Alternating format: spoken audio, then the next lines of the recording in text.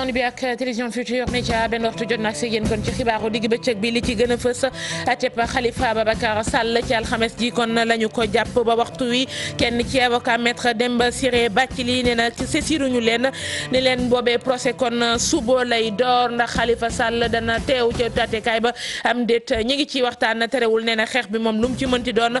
dañu koy wéyal ca wéyal xeex googee ca la ñu saisiré ordre des avocats bu Sénégal ngir sàkku ñu respecter droit de la défense ak dignité avocat bi des na ci dikk léegi ñi nga xamante ni ñoom ñoo fétti ci wàllu ordre bi ni ci lu yàggatul danañu kon réagir parti Rewmi gannaaw Thierno Bocoum Samba Bathily kon génn na ca parti boppam moom la daal di faf taxawal fii ci Pikine ma nga ko duppee convergence démocratique sénégalais démb la ko doon présenté kon askan wa nga xamante ni ñoo nekkee ca Lambaye fële la kon ca département bu Bambey maire ba futt kon la ñu daal di def la ñu bëgg nag moo di yeneen i tali yoo xam ne dana dugg ca dëkk ba ndax ne nañu lii di Ila Touba ji bu sottee ñoom danañu gën a ruqe ba tax na ngir nag ñu bàyyi leen xel amal nañu ab manifestation xeex bi ñuy xeex wàllug fitna ci jigéen ñi ak kon gone yi jigéen yi ca Louga comité départementaux yi taxaw ci wàllu woowee nee nañ def nañu ci ay jéego yu bare bari terewul nag ñi ngi bëgg ñu yokk kon wàllug sensibilisation bi dina xarlu it yenn ci pratique yoo xamante ni danañu ko def ba tey ji ci mbiri Khalifa Sall wàllu politique bi ak lu jëm ci wàllu ko yoon woowee am nañu ci gan des na ci dellusiwaat invité bi kon tey ji Assane Seck lay wuyu journaliste Assane Samb journaliste suñu naataango di directeur de publication Rewmi Quotidien Assane maa ngi lay nuyu. maa ngi lay fay ngoone di nuyu ay téléspectateurs yi. ma ngoog ci kanam tuuti monsieur Samb danañu amal kon li nga xamante ni moom moo di waxtaan wi fonk yaa ngoog mbokk yi ni tut ñu yaatal ko.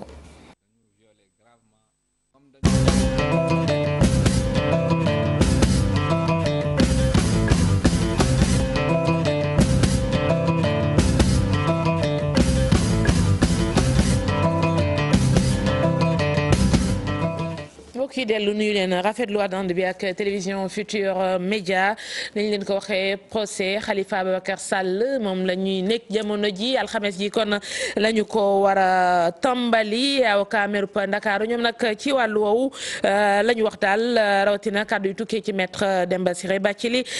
moo di ni ñoom ba waxtu yi procureur saisiru leen ci procès kon bu ni mel danañ teewam déet ca tribunal ñi ngi ci di xool stratégie yooyu tey ji sax ci talaata ci àllarba ji da nga kon ca Rëbës ngir gisee ak seen client des na ci dellusiwaat fekk élément yooyu di sotti ñu dikkaat it ak gan gi dem yëri wàllu ko politique ak xamante ni moo di Samba Bathily génn na ci parti Rewmi bu Idrissa Seck ca noonee kon la taxawalee convergence démocratique sénégalais démb ca Pikine la ko présenté askan wi ci assemblée générale lay kàddoom Salif Sow moo ko taataan. amul benn changement ci yooyu fa doon xew moo tax ñu décider en toute liberté pour quitter parti boobu créer suñu parti parce que dañu bëgg a participer ci développement ci démocratie sénégalaise moo tax ñu quitter parti boobu. management bi baaxul parce que ki ñu jiital dafa bàyyi parti beeg koo xamante ne amul expérience politique lu ko neex def di comploter contre responsable yi liggéey loolu moo tax ñu gelé woon suñu activité taxaw tey nag responsable yi ne ma nag nañu taxawal suñu parti politique pour que ñu mun a xam ne ñu mun nañ conquérir suffrage sénégalais loolu moo tax ñu quitter parti boobu taxawal suñu parti politique parti bi mi ngi tudd parti convention des démocrates du Sénégal bu ñu fi jógee dinañu toog réunion def suñu plan d'action à court terme moyen terme long terme pour xool lan mooy suñu objectif te je pense que dinañu mën a participer bu baax ci élection locale yi te di ngeen gis ne que au niveau du département de Pikine parti bi dina fi am doole bu baax a baax présidentielle yëpp dinañ ko étudier et que li parti bi décidé incha allah loolu la ñuy def loolu mënaguma ci wax léegi parce que comme tey la ñu doog a créer kii bi parti bi léegi dinañu toog suñu instance su parti waxtaan si buñ ci waxtaanee li parti bi décidé loolu incha allah loolu la ñuy def dialogue politique sama xalaat mooy parti d'opposition waroon nañu participer si dialogue bi parce que loolu day bokk si avancée démocratique bi parce que en 92 opposition bi dafa bokkoon si dialogue ba ñu am fichier électoral bu baax je pense que waroon nañu participer si dialogue politique bi pour que contribuer si avancée démocratique bu Sénégal et apaisement situation politique bi. Samba Bathily jël kon yoonu boppam doon àddu ci pandaw li ci dialogue politique bi du ñàkk kon ñu seen ko ca ñaa nekkee ca Lambaye fële la kon ca Bambey ñoom bergoo xamante ni daal danañu leen ko ber autorité yi la Touba bi la ñu gis ni moo leen gën a nar a soril kon ba tax na enclavement boobee du ñu ko nangu ngir ñu bàyyi leen xel manifester la ñu amaloon Mohamed Diop Talla Samb la ñu fay fekki ci autoroute Ila Touba nekkoon na loo xam ne askan wi yépp yeewoo ci dëkk yi dañ ko doon xaar ay at a ngi nii waaye dafa mel ni ak tracé bi nga xam ne jamono ji ñoo ngi koy nemmeeku ci autoroute bi ñu bari ci askan wi di yeewoo ci dëkk yi di Ngogom ak Lambaye am nañ lu leen naqari lool ndax kat seen dëkk yu bari dootuñ ci mën a dem na mu ware ba tax na enclavement dëgg la leen autoroute bi di jural. tey Mekhe boo fi jógeen bu noppente defuñu ci lii ñuy sàkku booy dem Ngogom gi gën a jege dina metti lool ba du wuteeg kuy dem Diourbel wala ku bëgg a dem Thiès ñoo xaar ne yemut foofu ci wàllu économie ci wàllu koom-koom gis nañ oto yi fiy jaar yëpp daanaka oto yëpp yi dugg si Lambaye léegi foofu la ñuy jël ndax moo yoon bi gën a gaaw moo yoon bi gën a baax kon loolu tamit dina am problème te suñ lépp nag ci biite lay jóge di ñëw ñu waxaatoon ne ci côté santé bi benn centre de santé am fii ci département Bambey la ne te yoon bii moo nu yóbbu Bambey bu fattee loolu problème dina am ñu wax ne ci njàng mi tamit kazaalika naka noonu am na CM bu am Ngogom am nañu orienté fii ñu jóge di fa dem Al Azhar bi ne fii itam am nañu jóge foofa ñu bari di fi ñëw di jàng si loolu tam buñ ko baaree côté njàng mi tam dina am problème. askan wi yeewoo Ngogom ak Lambaye waxtaan nañ ak autorités yi nekk ci AGEROUTE ak kilifa yi nekk ci dëkk bi yépp léegi nag ñu ngi sàkku ci président de la République Macky Sall mu dugal ci loxoom ci mbir mi. incha allah bu ñu toogaatee lu mat weer daanaka muy téeméeri fan yoo xam ne yëgunu dara ci kattanu suñu borom dinañ yëgluwaat la ñuy def duñ ko wax waaye boobaa dina wuuteeg nan ko defeen loolu lan bëgg ñëpp yëg ko. rawatina kilifa ak réew mi nga xam ne moo yilif lii te xam na ne saafara si fa lay jóge. askan wi nee nañ ànd nañ ci projet Ila Touba bi bu baax a baax waaye nag sàkku nañ ci kilifa yi ñu andi ci yenn yeesal yoo xam ne dina gën a yewenal seen nekkin bu baax a baax. jël na décision nguur gi ci récupérer gone yi nga xamante ni nee nañ dañu leen exclure ci système scolaire bi loolee gannaaw gëstu boo xamante ni def nañu ko mu soxal kon yooyee tout tànk annonce bi kon ña nga ko defee fële ca Ziguinchor directrice enseignement élémentaire madame Khady Diop moom moo yëkki kon yooyee kaddu gannaaw cérémonie boo xamante ni ñu ngi ko defoon mu soxal benn projet bu ñu doon lancé ñu teewlu ko moom soxna Khady Diop ci micro Boubacar Diassi caméra Lamine Magna. benn partenaire USAID dafa jàppale gouvernement Sénégal pour que mu def benn étude pour ñu xayma d'abord xale yi nga xamante ne nekk lañ ci atu jàng te nekkuñ ci l'école bi biñ leen xayma ne ñu gis ne 37% ci xale yooyu nekkuñ ci l'école bi alors que ci école lañ waroon nekk ñu ne lii jaaduwul mais biñ ko bi ñu analyser loolu pourcentage boobu ñu gis ne même 37% yi am na ci ñoo xamante ne 8% yi mus nañu nekk l'école mais dañoo bàyyi mooy li ma wax léegi dañoo réussirul ci école ba ñu bàyyi génn xëy na raison yi mun nañ bari mun na xëy sax du réussir dañoo dem bu dee fii yi dañ leen dem maye 29% ci pourcentage boobu ñooñu mosu ñoo ñëw ci l'école formelle bi léegi nag bi ñu ko xaymaayee 37% yi ñooy léegi dañuy développer ay stratégie parce que place u xale mooy l'école mais nekkul ci bitti wala nekkul buy liggéey xale dafa war a jàng ba toll ba nekk mag doog war a mën a dem liggéey donc ñu ne léegi année sociale bi ñun liñ ciy def mooy dañuy def benn intervention ci zone sud bi Sédhiou Kolda Ziguinchor ak Kédougou dañ fa am benn intervention boo xam ne suñu partenaire moo siy jàppale nguuru Sénégal pour que xale yooyu ñu xayma ci kii boobu gox boobu te ñoom ñëpp ñu war a toll ci jàng te jànguñu naka lañ leen di dugale par des voies fitna yi ñuy teg xale yu jigéen yi ak soxna yi loolee fële ca diwaanu ko Louga am na ab diir amoon nañu ci ak njàqare waaye gis nañu ni gannaaw xeex boo xamante ni ña nga koy xeex mbir mi ma ngay dellu ginnaaw terewul nag lu demee ni sensibilisation bi dañu ko war a yokku ba daal yenn xeeti pratique yoo xam ne ña ngi ko daan jëfee boobaak léegi lu ni mel nag ñu dakkal ko madame Ndiaye Dieynaba di kon coordonnatrice programme Sénégal Une Femme daal di rek indi ay leeral ci fan lañu toll ci wàllu woowu ci jamono joo xam ni ña nga doon amal kon campagne régionale di rupp fukki fan ak juróom-benn ñu yëngu ca gox ba ci wàllu ko fitna yooyu di ci ñaaxaat gaañ ñi Thierno Fall. fii ci Louga région bi yëpp dafa am ay comités départementaux yoo xam ne ñu ngi xeex violence yi ñu ngi def ay formation ñu ngi def sensibilisation ñu ngi def lu ne ci biir département tey nag moment la boo xam ne dañu def bilan wane ni violence yi communauté bi yëpp ñoo ko jël en charge aññeeku na bu baax ba pare nit ñi gën nañ ko xam bu njëkk dañ ko daan nëbb dañ daan def sutura dañ daan def muñ loolu amatu fi waa Louga léegi dañuy dajaloo chaque année bu ñu célébrer lii mooy dañuy dénoncer violence yi te violence yi wàññeeku na bu baax a baax. mooy lii ñu def tey dañuy sensibiliser jigéen ñi wan jigéen ñi bu amee violence daf ko war a dénoncer daf ko war a dem wax dafa war a défendre boppam dafa war dem ci yoon dafa war dem seet couleur yi nga xam ne ñoo ngi liggéey ci wàllu yoon mu dem wax ko ndax loolu teggeeku ko. parents yi tamit dañ leen di sensibiliser pour ku ci am doomu way laago nga jox ko droit am yëpp nga yóbbu ko mu jàngi nga mën ko faj nga jox ko valeur ba nga xam ne dootul subir violence yi nga xam ne moo am. kon Thierno Fall moo ñu tataanal yooyee kaddu café communal ngir nag ndaw ñi mën a am ci lu ñu jàpp loolee projet la boo xam ne ni mairie bu Fass Gueule Tapée Colobane moom moo ko am ñu ni daal xale yi la ñu bëgg a jàppale ci wàllum xëy kii di Ousmane Ndoye daal di dellusi ci lan moo waral projet bu ni mel la Fatou Dieng la doon waxtaanal la. dama daan liggéeyal ay nit ba yow suba teel bàyyi leen liggéeyal créer sama emploi xale yi ci mbedd mi bari nañu état bi mu ngi def li mu mën ma yaakaar ne léegi communes yi war nañ ko jël en charge pour que affaire bi mën a law fu nekk loolu moo tax ñu créé ñun café communal invité ay partenaires étrangers yoo xam ne am nañ expérience ci loolu ñëw waxtaan ak xale yi invité entreprise sénégalaise yi nekk ci suñu localité ñu ñëw bokk ci ak ñun ci waxtaan bi invité également ñi nga xale yi nga xam ne jàng nañu école defe nañ ne dañ leen war a jox liggéey te xëy na bu ñu waxtaan ak ñoom ñu créé seen liggéey loolu moo andi waxtaan bi. mi ngi noonu kon daal di dellu si niñ leen ko waxee ci ndorteelu ko xibaar yi ci li nga xamante ni moom moo di procès Khalifa Ababacar Sall moom maire bu Ndakaaru ab diira ngi mi ngi ci kaso bi kon ci caisse d'avance bi daal la ñu ko tegee loxo alal joo xamante ni kon jàpp nañu ni na mu ko jëfee du yoon waaye tay këyit yoo xamante ni baaxut ak yu ni mel foo yooyu ba tax kon teem danañu ko tàmbali kon suba ci alxames ji kenn ci avocat maître Demba Ciré ci li lay wuyoo jamono ju ñuy coow procès bi naan suba lay tàmbaleeg yu ni mel moom nee na procureur saisiru leen benn yoon ci ndorteel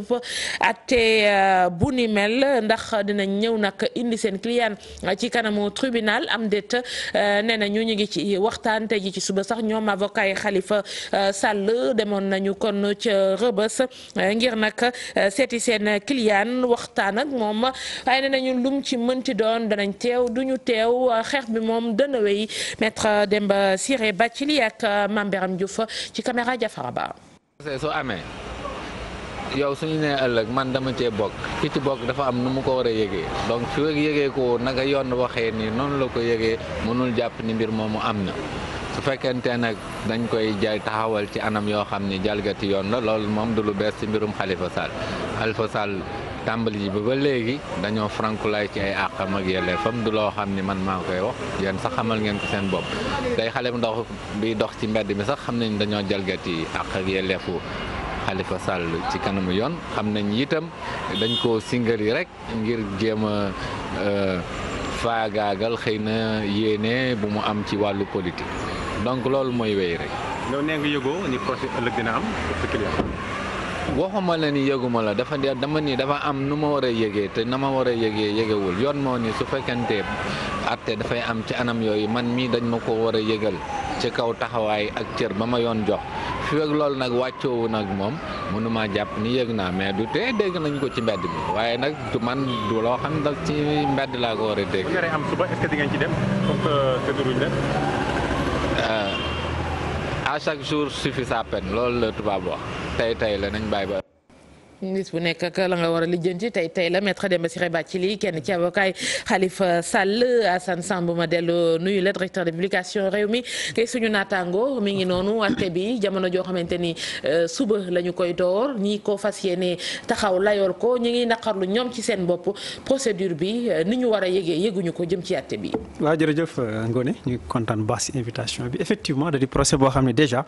ca commencement ba rek dafa bari polémique surtout diggante avocat yi ak li nga xamante ne mooy parquet c'est-à-dire procureur beeg yooyu déjà c'est vrai que noonu lay demee toujours day am ay xëccoo ni avocat bi waxee sànq effectivement dañ leen war a yëgal officiellement ni procès bi day ubbi suba defuñu procédure boobu xamuñ lu tax amaana aussi ñoom yëg nañ de toute façon seen yitte ñoom mooy défendre seen client mais bu ñu fàttee opinion bi que ñoom avocat yi waxoon nañ dès le départ que duñu participer ci procès bi waxoon nañ ko xaw ma nag dañ ci ñëwaat ci la ñu waxoon wala déet mais déjà dès le départ waxoon nañ ni ñoom procès bi ak ni mu tëddee duñ ci participer xaw ma nag dinañ ci participer bii yoon wala déet. mais déjà ñu ngi commencé coow ndax Khalifa. waaw ñu ngi coow du ñëw leeraluñ ko. pour leeraluñ ko information bi mujjee jot actuellement mooy présence maître El Hadji Diouf dafa indi problème. parce que administration pénitentiaire daf ni maître El Hadji Diouf du dugg. ba tax na avocat yi génn nañ actuellement Rebeuss ñoom jotuñu gis Khalifa Sall amaana loolu rek mën na nekk motif déjà pour que suba ñoom du ñu ñëw te bu ñu ñëwul Khalifa Sall du wax même bu ñu ko forcé mu ñëw moom Khalifa du wax donc déjà procès bi dafay am problème rëq-rëq foofu ci côté boobu parce que bataille de procédure yi bari koo xam ni déjà nee nañ avocats yi saisiroon nañ le bâtonnier de l'ordre des avocats ñoom maître Mbaye Guèye ak cabinet déjà pour ñu liggéey ci le fait que am na benn procédure en cours mooy dañu saisiroon Cour suprême pour annuler la procédure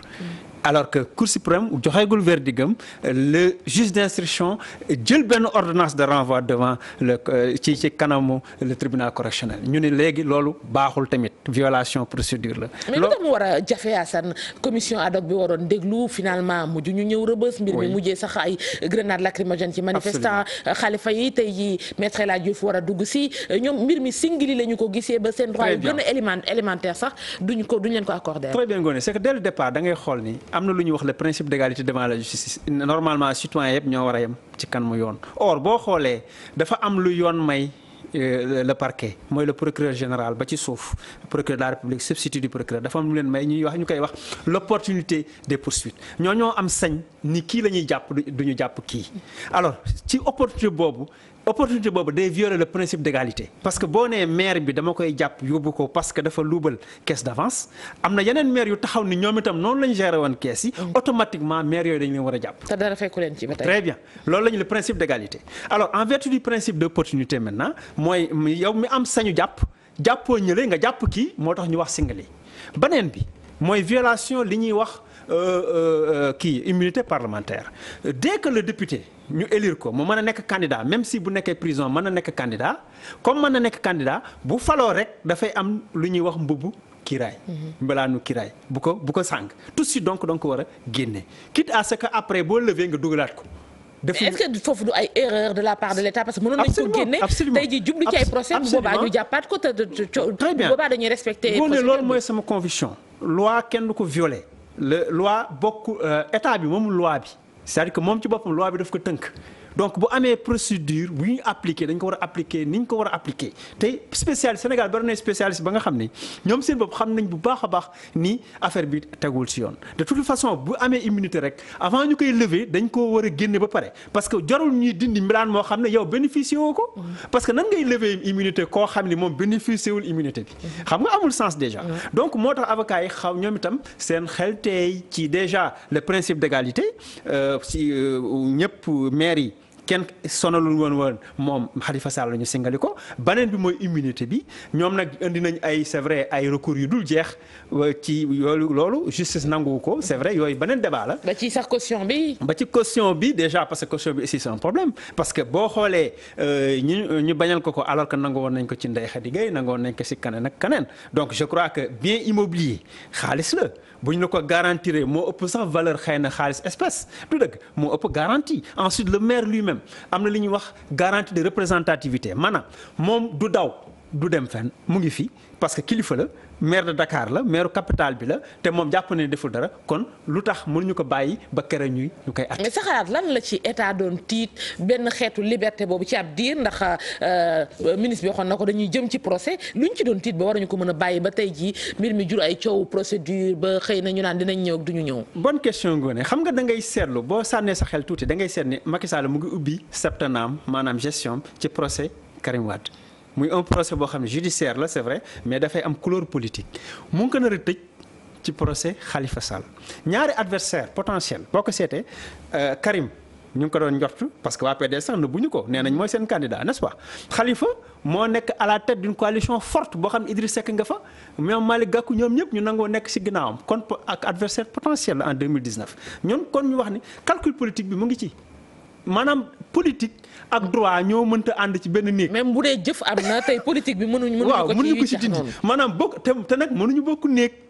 parce que magistrat yi normalement le désintéressement comme tiers désintéressé maanaam koo xam ni moom normalement bu nekkee devant un dossier rek dafa war a xool li nga xamante ni moom la ak yelleef may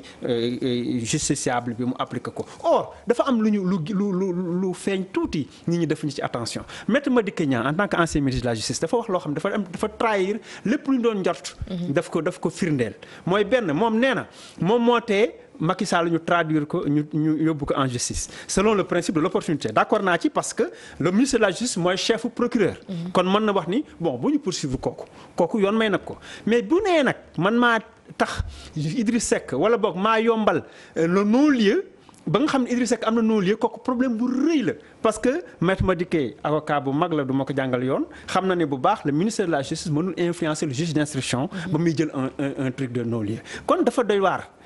waar kon day wane ni ministère de la justice ak état am parce que bu ñu waxee ministère de la justice. li ñuy gaañ daan jot bu baax léegi rek moom moo fi ne maanaam ministère de la justice dafa nekk ci responsabilité présidence te présidence li mu bëgg ñaari ci justice mooy am. te loolu nag dafay nekk un problème par rapport su sécurité citoyen yépp parce que tey bu ñu amul justice égalitaire rek ñun suñu bopp ñu kenn nekkul en sécurité. mais fii seen argument mooy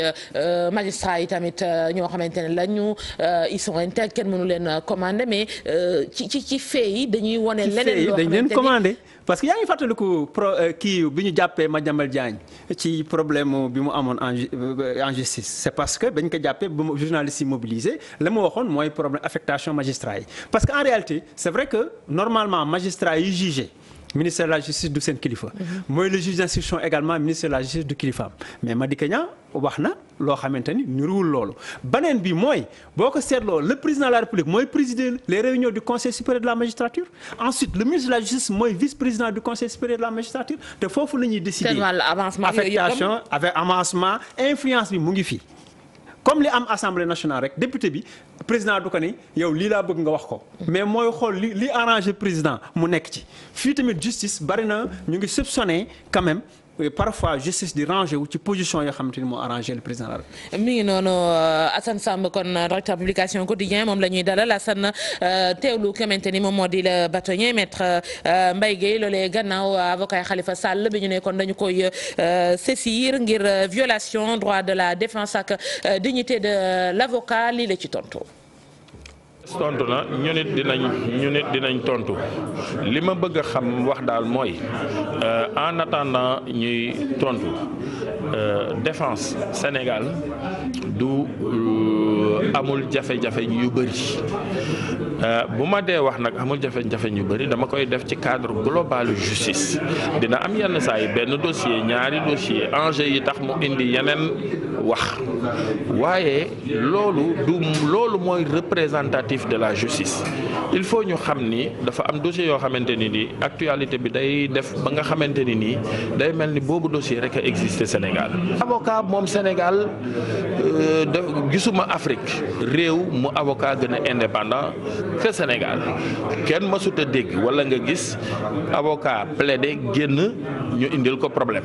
te yenn saa yi ñu wax loo xamante ni nii tamit lu metti lay doon waaye ñun dañuy exercer suñu profession et d'ailleurs état Sénégal moo jël texte yoo xamante ni mooy protéger avocat état Sénégal moo jël texte boo xamante ni nii li avocat di wax ci tribunal ba wala mu koy bind di ko jox àttekat bi kenn mënu koo topp ci loolu daf ci am immunité donc kon wax dëgg yàlla bu état defee loolu nañ nangu ni bëgg na protéger avocat yi. mi ngi noonu état bëgg na protéger avocat yi maître Mbaye Guèye nee na day am yenn dossiers yoo xamante ni xëy na coow da ci bari mais c'est pas représentatif de la justice xëy na kon bii coow lee bari mais li ñuy wax naan indépendance ak yooyu terewul mi ngi fi quand même li ñu doon wax léegi. très bien coow li dafa bari parce que kilifa la maire de Dakar la du n'importe qui. dafa nekk kilifa dafa nekk un potentiel candidat pour 2019 dafa nekk koo xam ne xëy na ëllëg si biir Sénégal mën na tegu ci loxam donc dañu bëgg même bu nekkee un adversaire président de la République xool ko bëtu un citoyen normal koo xamante ne dafay participer à l'expression démocratique. parce que opposition mënul ñàkk ci démocratie. or boo dee faagaagal souvent say opposants c'est mal vu duñ ko rafetlu donc loolu mooy problème bi Mbaye Gueye mais ñu ngi koy nuyu wax na principe de l'immunité de l'avocat mais dafa waxul beneen immunité le principe de l'immunité du procureur de la République parce que moom ku muy poursuivre noonu bàyyi keneen kenn mënu ko ci topp xam nga procureur kenn mënu ko lu tax ngay poursuivre kii bàyyi kii moom itam irresponsabilité pénale dafa am foofu. mais est-ce que lii par exemple ni ñu saisiré ordre des avocats mën na am benn effet quand même. du bëri. parce que normalement ordre des avocats ñu ngi dépendre que cour d'appel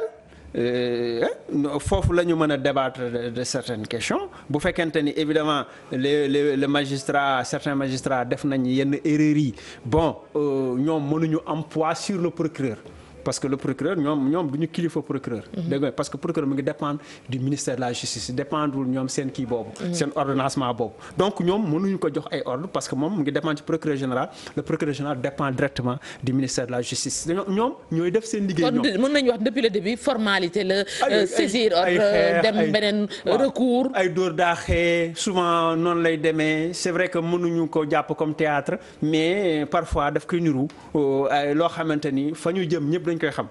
fa ñu jëm ñëpp dañ koy xam mënuñu nag ni justice toujours le état bi bëgg lay def déedéet parce que ba fàttali ko dossier Aïda Ndiongue ci affaire plan Jaxaay ak yooyu justice bi dañuy déedéet nañ ko génne bien que procureur mer na mais parfois aussi justice bi jël ay responsabilités te loolu la ñuy xaar ci magistrats yi muy suba à partir de maintenant ñu jël seen responsabilité doxal droit bi. mais en termes de stratégie pour Khalifa ak ay avocats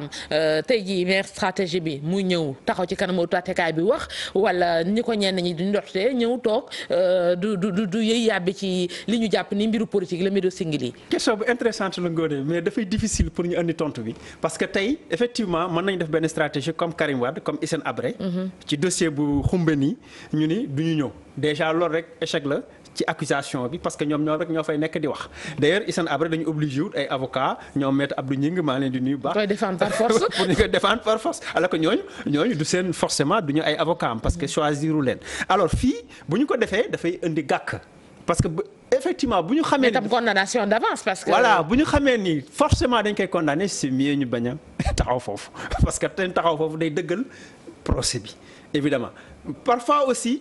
li Khalifa Sall waxoon ni du wane parce que les fonds politiques yooyu ñuy wax caisse d'avance le propre des fonds politiques mooy nga bañ a wax kan nga jox ak nan nga ko joxe parce que suturaal parce que xëy na am na ay affaires yoo doon. rek ñu ngi doon wax naan buñ ci yeggee tamit danañ ko siiwal. ba ku ne xam la nga ca jot ak. li bu fekkee Khalifa daal bëgg na ñëw bëgg a wax ay avocats bëgg a taxaw wax layoo il faut ñu génne liste yi. ku nekk la nga jot ñu xam ni diw jotoon nga temps. mais est-ce que dina yomb. Assane parce que. déedéet yombul sur plusieurs années et tout. quand même justifier ay 10 000 100 000. man boo ma doon justifier tey da nga may andi problème man sama bopp waxuma la nag kaneen waxuma la surtout kilifa yenn saa si da ngay woote rek nga ni diw joxeel di foofu gérer woo sax loolu yow directement parce que da ngay ay nit ñooy décaissé ay nit ñooy yóbbu du yow du yaay décaissé yaay yóbbu donc yombul vraiment nga def benn liste sauf ñi nga xam ne c'est institutionnalisé am na ñoo xam ne xëy na dama doon fayal xale bi muy jàng loolu c'est réglé dama koy xam am na ñoo xam ne tamit benn kilifa gi chaque année bu dee def gàmm gi temps laa koy jox loolu mën nga ko xam mais am na détails yoo xam ne évidemment mënoo ko réglé. mi ngi noonu ñu doon wax kon ci mbiru procès Khalifa Sall yàggatul suba dinañ xam nu wànnent di mujjee ki gëtëm Assane Samb directeur publication Le Quotidien la ñu ci àndaloon nam ci mbékk jaajëfal la bu baax Assane. merci Ngoné Rewmi Quotidien. Rewmi Quotidien li nga tax Pierre wax ma dara comme nee na réglé wu ba. non on est ensemble. gërëm ko bu baax Assane Samb kon Rewmi Quotidien dal ci yéenekaay yi li ñu xëyee tey jii. leen jàmm ateb Khalifa Sall bi daanaka ay waxtu rek a ciy des niki ëllëg la ci alxemes bi tey jii ci àllarba bi l'observateur xëy jox kàddu njabootu Khalifa Sall ak maire bu Médina di Bamba Fall moom mi lieutenant wu Khalifa Sall nee na danañ dooleel mobilisation bi fexe ba jëlee Khalifa Sall ci loxoy yoon gi nga xamante ni ci la nekk ci jamono ji moom maire Médina di Bamba Fall nag di ñaawlu acharnement bi nga xamante ni ñu ngi koy def ci kaw Khalifa Sall l'observateur yemu ci ndaxte dem na ca building communal ngir jox kàddu gi ay liggéeykatu Khalifa Sall ya ca mairie ba foofu nag ñoom it ne ñu ngi waajal bu baax a baax niki ëllëg ñoom ñëpp ay màbb wutal si palais de justice nee nañu sax boo moytuwul ñu tëj lii di mairie ba ngir ñëw fekkee si àtteb Khalifa Sall bile ndaxte ñoom dañoo yaakaar ne mbiri Khalifa Sall bi dara lalu ko lu dul politique loola tax enquête ne ay jege ñaale Khalifa Sall day ñu ngi ñaawlu bu baax a baax li ko dal jamono ji ba noppi nag di ci tuumal nguur gi yeneen i kàddu ci biir l'observateur di tukkee ci waajur bu jigéen bu Khalifa Sall Mada Dia nee na ak xol bu jeex mu ne ci barke Salatul Fatiha mu ngi ñaanal kii di Macky Sall ngir rek benn bés mu dugg kaso ni mu ko defee Khalifa Sall loola tax yéenekaay bi di l'Observateur jàpp ne njabootu Khalifa Sall day ñu ngi artu ci jamono ji ci atteb Khalifa Sall boobu yéenekaay yi di Témoin ak Vox Populi ne UMS di Union des magistrats du Sénégal ñu ngi sàkku ci attekat yi ngir rek ñu tëddee njaaxaanaay fexe ba sàmmonteeg ak yeleefu défense bi su ko defee ñu garantir kii di Khalifa Sall procès bu jaar yoon ak lu ci mën a am La Tribune dolli ci ne procès bi moom bu boo xam ne ONG yi yëngatu ci wàllu ak yeleefu doomu aadama yi ñu ngi ko teg gët mu di Ligue sénégalaise des droits humains Amnesty ak RADDHO ñoom ñëpp nee nañu lépp luy xew ca palais de justice du leen ump mu mel ni forum des justiciables bi nga xamante ni taxawal na benn comité d'observation ngir rek ñu sàmmonteeg standard yi nga xamante ni ci la ñuy jaar ngir am procès bu tege ci yoon mbiri Khalifa Sall bi daanaka bii mooy dernière ligne droite bi maanaam virage bu mujj bi loolaa tax laas ne xeexu avocat yi lay doon firnde gi ni ki tey jii sax la ay avocat wu Khalifa Sall fas yéene dem dajeek moom fële ca Rebeuss ngir rek taxawal stratégie bi ñuy ñëwee ca palais de justice ni ki ëllëg ci alxemes gi yéenekaay bi ne agent judiciaire de l'État moom moo constitué wu partie civile ci atteb Khalifa Sall bi mbiri Khalifa Sall bi tax ba enquête xëy defab gëstu ci anam yi ñuy doxalee yoon fii ci Sénégal li ko dalee ci Senghor ba ci Macky Sall sama naataango nag jàpp ne justice bi niñ koy jëfandikoo ni arme fatale la rawatina ci opposants yi nga xamante ni ñoom ñooy faral di gàntal pexeb nguur gi enquête nag daal di siiwal liste ay personnalités yoo xamante ni daal ay victimes la leen tuddee Mamadou Dia ci la Oumar Blondin Diop ci la Abdoulaye Wade ci la Idrissa Seck ci la ak ñeneen yéenekaay bi ne liste bi gudd na lool ci gëstu bu mu def enquête jox kàddu kii di Amadou Tidiane Wane moom nee na kenn mënul tuumaal régime politique ne ana li tax muy wut ay moyens ngir daal di affaiblir ay adversaire politique am ak li ci mën a am enquête nee na doxal yi nguur yi di doxal yoon fii ci Sénégal dafay gàntal démocratie yéenekaay bi jàpp ne ñi yore nguur yi fii ci Sénégal daf leen di jaral lu nekk ngir ñu conserver seen pouvoir Abdoulaye Daouda Diallo moom ñàkk na pouvoir ga mu amoon ca ministère de l'intérieur dañ ko fay jëlee les échos daal di dellu siwaat ci anam yu ñu doon organiser élection législative yu mujj yi ba noppi xibaar ne Sénat di commission électorale nationale autonome siiwal na liste boo xam ne da cee fësal gàllankoor yu bëri ñu nemmeeku ci yooyu la élection ci gàllankoor yooyu yëpp nag kii di Abdoulaye Daouda Diallo nekkoon ministre de l'intérieur lañ ci tuumaal Sénat ci rapport bi nga xamante ni wax na ko nee na diggante fichier généralu électeurs yi ak nombre de cartes yi ñu ne génne na ko seetlu na ci lu ëpp million ngi carte yoo xamante ni dafa nax saay kenn xamul fu mu ne yéenekaay bi di Sud Quotidien daal di xëy dellu si waat ci ki ñu fal bees ci comité concertation bi ñeel processus électoral bi moom ambassadeur Seydou Nourou Ba démb la ñu ko doon installé personnalité neutre la ba tax yéenekaay bi ne Macky Sall capitule maanaam mujj na deltu gannaaw te la mu ngànkoon moom Seydou Nourou Ba nag ci discours am nee na politiciens yi bu yeboo xam ne sénégalais yaa ngi ñuy xool te ñu ngi ñuy déglu daanaka sax kàddoom yooyu ay quotidiens yu bëri nangoo nañ ko ci moom niki tey tàbbi ci yéenekaay bi di quotidien xëyee plan Sénégal émergent nga xamante ni ay acteurs non étatiques maanaam ay ONG ñoo ko doon xayma waaye nag ci seen rapport ba siiwal nañu gàllankoor yi ñu nemmeeku ci PSE bi ak it défi yi ko dese loolaa tax quotidien tekki PSE n'est pas si émergent maanaam daal ni ñu ko doon coowee yëpp ci mujjantel gi demeewul noonu ñu wax ci wàllu politique ak direct info moom nag APR ga ca Podor la xëyee tey mu ne ab armée mexicaine la yoo xamante ne ña fa nekk di responsable di Abdoulaye Daouda Diallo Cheikh Oumar Anne Abdoulaye Elimane Dia ak Mountaga Sy yéenekaay bi nee na du ñu jaaroo taal ku ci nekk ak direction ba nga jël ba noppi bu ñu dikkee di ëlëb nit ñi naan dañoo am unité fekk na loolu unité de façade la responsable yooyu seen njiit ci xëtu yéenekaay bi di Soleil Macky Sall daje na ak sénégalais ya nekk ca Japon sàkku na ci ñoom ngir rek ñu dellu siwaat fii ci Sénégal ngir liggéey ndaxte moom njiitu réew mi nee na Afrique continent avenir la ba tax na ñu bëri ñu ngi riir di ko wutal si góor gi si jee moom riir wutali ministère des sports la mu bëgg moo di ñu fay ko xaalisam xaalis ba toll na ci fanweer ak juróom-ñetti millions góor gi si jeen daf ko abaloon ministère des sports ci bi équipe nationale basket bi nekkee ci regroupement ngir waajal afro basket 2017 ci seen regroupement yi nag ñu amoon ay problème ngir fay ay prime ak it fay hôtel bi ñu ñëwoon ci noonu ministère gi wax ak góor gi si jeen ngir mu abal leen xaalis góor gi nangu abal leen ndaxte nee na da doon bañ gàcce dal ci kaw Sénégal waaye boobaak léegi nag mu ngi daw ci gannaaw xaalisam ngir ñu fay ko yokk ci moom góor gi si jeen nee na date bañ ko waxoon ne ci lañ koy fay date ba weesu na ci weeru septembre gële la woon lii góor gi si jeen mënatu ko muñ ba tax mu daal di bind ministère des sports di sàkku ci ne nañ ko fay xaalisam ci biir yéenekaay bii di record di yéenekaay sport bu groupe Futur Média nag góor gi si jeen mer lool ba ne daal xaalisam rek lay gis jamono ji yendoog jàmm Barthélémy Ngom la ñu àndaloon kon ci yéenekaay yi di ko jaajëfal bu baax gërëm leen yéen ñi doon teewlu xibaaru digg bëccëg bi rédaction bi incha allah dana dellu si 19h30 20h ci yeneen i xibaar ñu yendu jàmm ak programme TFM jërë ngeen jëf